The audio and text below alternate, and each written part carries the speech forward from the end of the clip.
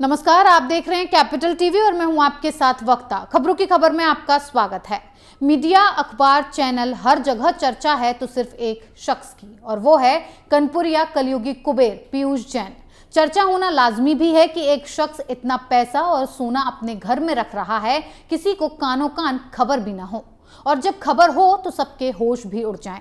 पैसे छप्पर फाड़ कर बाहर निकलने लगे और सोना चांदी सुरंग खोद कर। 6 दिन चली जीएसटी इंटेलिजेंस की कार्रवाई में कानपुर के इस कथित व्यापारी के पास से अब तक 257 करोड़ की अवैध संपत्ति मिली है, जिसमें 196 करोड़ कैश है, बाकी 23 किलो सोना और 250 किलो चांदी के साथ 600 ग्राम चंदन का तेल। ये सारी खबर तो सबकी जुबान पर है, देश तो देश, उसके पड़ोसी भी हैरान हैं। अच्छा, सबसे ज्यादा तो कानपुर के चोर परेशान हैं कि उन्हें पता ही नहीं चला और इतना माल बरामद हो गया। काश पता होता तो कुछ हाथ साफ किया जा सकता था, बाकी तो किस्मत मालिक है। अभी तक की रिपोर्ट तो आपको पता है, लेकिन अब वो रिपोर्ट हम आपको बताने जा रहे हैं जो और हैरान करने वाली है। कानपुर का गुटखा और इत्र कारोबारी पीयूष जैन अब मुश्किल में फंसता नजर आ रहा है, क्योंकि अभी तक तो उसने टैक्स चोरी का बहाना बनाया था, लेकिन अब इस मामले में एक बड़ा खुलासा हुआ है और इस खुलासे ने सबके कान खड़े कर दिए हैं। यही नहीं, कई सवाल भी सामने हैं। कथित इत्र और गुटखा कारोबारी पीयूष जैन के कन्नौज स्थित घर से मिले अधिकांश सोने की ईंट पर सऊदी अरब के अबू धाबी की मोहर लगी है, जिससे पीयूष जैन की मुसीबत और बढ़ गई है। डीजीजीआई छापे में कैश और सोना बरामद होने के बाद डीजीजीआई ने यह मामला राजस्व खुफिया महानिदेशालय यानी डीआरआई को भेज दिया है। डीआरआई ने इस मामले में कस्टम एक्ट के तहत एफआईआर दर्ज की है। ये कार्रवाई उसके कन्नौज स्थित घर से 23 किलो सोना मिलने के बाद की गई है। बरामद बिस्किट सऊदी अरब की company international pressure metal refiners की है।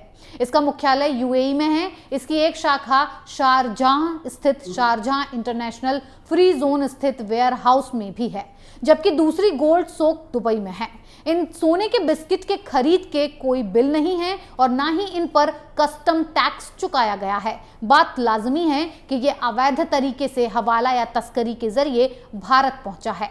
एक बात और है कि इस तरह का सोना सरकारी चैनल से भारत नहीं आता है, बल्कि तस्करी के रास्ते देश में पहुंचता है, और इसे तस्करी का मामला मानते हुए भी इस केस को डीआरआई को सौंपा गया है। अब डीआरआई गोल्ड स्मगलिंग के एंगल से भी इस केस की जांच करेगी। डीआरआई की टीम ये भी पता लगाएगी कि क्या इसके पीछे कोई गोल्ड स्मगलिंग सिंडिकेट है, क्या इस सोने पर कस्टम ड्यूटी चुकाई गई है, इस सोने को खरीदा कहां से जाता था। वहीं जब पीयूष जैन से इस बारे में सवाल किया जाता है तो उसका एक ही जवाब है कि वो सब कुछ भूल गया है। उसने कहा कि 196 करोड़ मेरे हैं, आपने मुझे गिरफ्तार कर लिया है, बात यहीं खत्म। लेकिन पीयूष बाबू, ये सरकारी एजेंसियां हैं जो हड्डी से डीएनए की जांच करती हैं। आप तो सजीव हैं, इतनी आसानी से बात खत्म नहीं होगी। डीआरआई ने पूरे केस में पीयूष जैन की बातों पर भरोसा नहीं करते हुए गंभीर तरीके से जांच शुरू कर दी है, और शुरुआती जांच में बरामद हुए सोने चांदी का सऊदी अरब और स्विट्जरलैंड कनेक्शन निकलकर सामने आ रहा है। आशंका जताई जा रही है कि बरामद सोना चांदी अवैध तरीके से तस्करी करके मंगाया गया था। बरामद सोने के बिस्किट पर इंटरनेशनल प्रेसियस मेटल रिफाइनरी यानी कि आईपीएमआर लिखा है। दुबई के अबू धाबी मुख्यालय की इस रिफाइनरी में सोने के बिस्किट तैयार होते हैं, जिसकी एक शाखा शारजाह में भी है और दूसरी शाखा गोल्ड लैंड बिल्डिंग गोल्ड सोक दुबई में है। आईएमपीआर सीधे सोने की बिक्री नहीं करता है। इससे यह आशंका और बढ़ जाती है कि आखिर जब कंपनी सीधे तौर पर ग्राहक को सोना नहीं बेचती है तो पीयूष के पास ये कैसे पहुंचा, वो भी 23 किलो। वहीं पीयूष जैन के घर से बरामद हुए सोने के बिस्किट पर से उसके मोहर समेत कुछ जानकारी मिटाने की भी कोशिश की गई है, जिसे घिसकर मिटाया गया है। आखिर जब पीयूष जैन का परिवार ये कह रहा है कि उसे इन पैसों और सोने के बारे में कोई जानकारी नहीं है, तो इन्हें मिटाने की कोशिश कौन कर रहा था? क्योंकि इनकी संख्या ज्यादा है और अकेले पीयूष ये काम नहीं कर सकता, क्योंकि लाजमी है कि छापेमारी की कार्रवाई के बाद ये सब किया गया होगा। वहीं एक जानकारी के मुताबिक सोने के स्विट्जरलैंड स्विट्जरलैंड कनेक्शन छुपाने के लिए कंपनी के नाम खरोंच कर हटाने की कोशिश की गई। डीआरआई को शक है कि जिन कंपनियों के नाम खरोंच कर मिटा दिए गए हैं ये 2 कंपनियां हैं और दोनों ही कंपनियों को स्विट्जरलैंड का कनेक्शन निकल रहा है। दोनों ही कंपनियां स्विट्जरलैंड में सोने की बिक्री का कारोबार करती हैं। डीआरआई की लखनऊ यूनिट ने सोने की बरामदगी के साथ ही कानपुर और कन्नौज में बरामदगी का ब्यौरा जुटाना शुरू कर दिया था, जिसके बाद डीआरआई ने पीयूष जैन पर कस्टम एक्ट में एफआईआर दर्ज कर ली है। आशंका जताई जा रही है कि पीयूष जैन के घर से बरामद हुआ सोना गोल्ड स्मगलिंग सिंडिकेट से भारत लाया गया है और ये सोना चांदी बांग्लादेश और म्यांमार के रास्ते भारत पहुंचते हैं, क्योंकि हाल ही के दिनों में डीआरआई के द्वारा गोल्ड स्मगलिंग में की गई बरामदगी के तार बांग्लादेश और म्यांमार से जुड़े मिले हैं। तो जांच एजेंसियां बांग्लादेश और म्यांमार एंगल से भी जांच कर रही हैं। वहीं यह भी पता लगाने की कोशिश हो रही है कि पीयूष के तार कहीं बड़े स्मगलिंग रैकेट से तो नहीं जुड़े हैं और अगर ऐसा है तो इसके कनेक्शन कहां से कहां तक और कैसे हैं।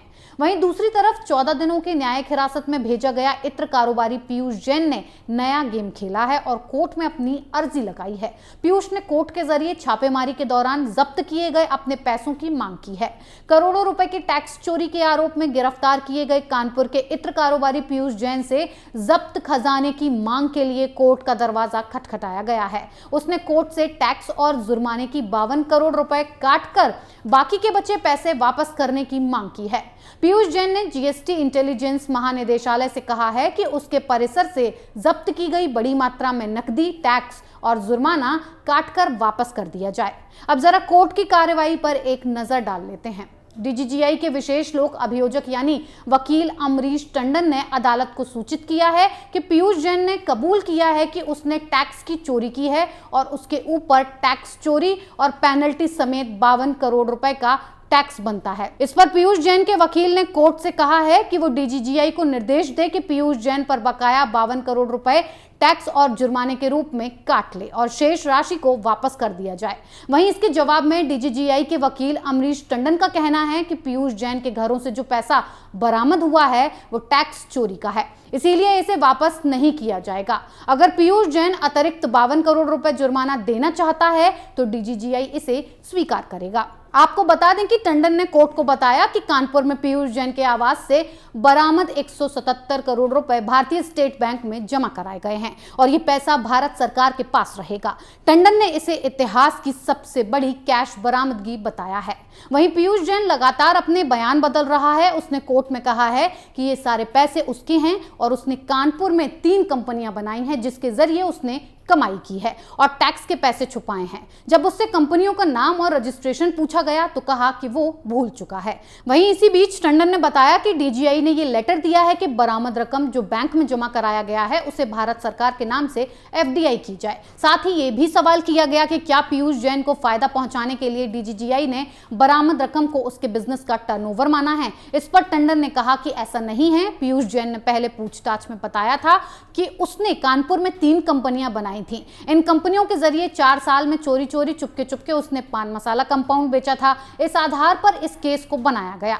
उस समय सोना चांदी और इतने पैसे बरामद नहीं हुए थे, तब तक सिर्फ 177 करोड़ बरामद हुए थे। लेकिन जब पीयूष से ये पूछा गया कि उसने माल किससे खरीदा, किसको बेचा, तो वो जवाब नहीं दे पाया।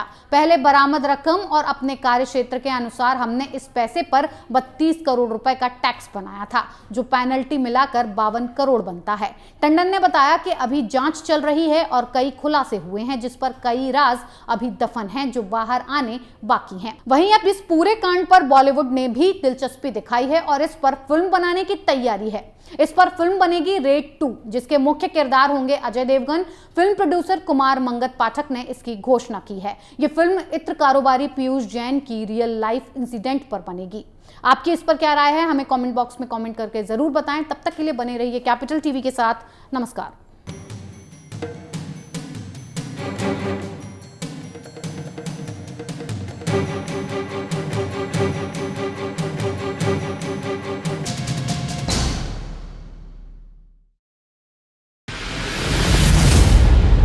मैं राजनीति करता नहीं, पर राजनीति को बहुत गहरे तक समझता हूं। मैं लोगों के बीच रहता हूं, लोगों के मन को अच्छे से जानता हूं।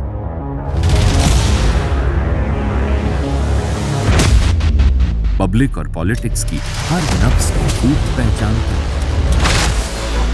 संघर्ष की सियासत से सत्ता के सिंहासन तक मैं हर खबर से खरा सच निकालता हूं। ना कोई दौड़, ना कोई race. Capital TV, Uttar Pradesh.